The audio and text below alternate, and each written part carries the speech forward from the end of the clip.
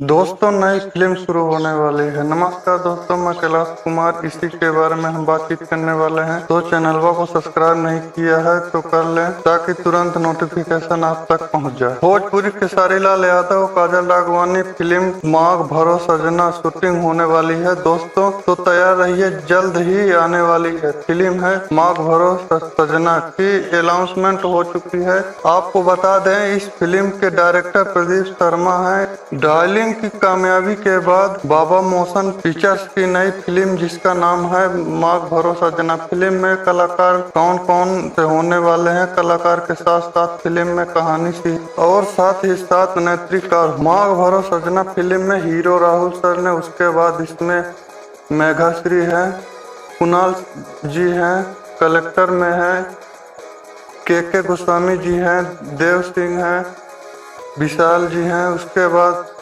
Email में मोना है, बीना पांडे। इस तरह से तमाम 29 तारीख से फिल्म शूटिंग होने जा रही है। उत्तर प्रदेश के अच्छे अच्छे जगहों पर शूटिंग होंगे, 25 दिन शूटिंग होंगे।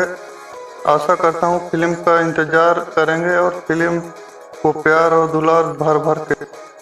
तो चलते हैं नेक्स्ट वीडियो में, तब तक के लिए नमस्कार। मैं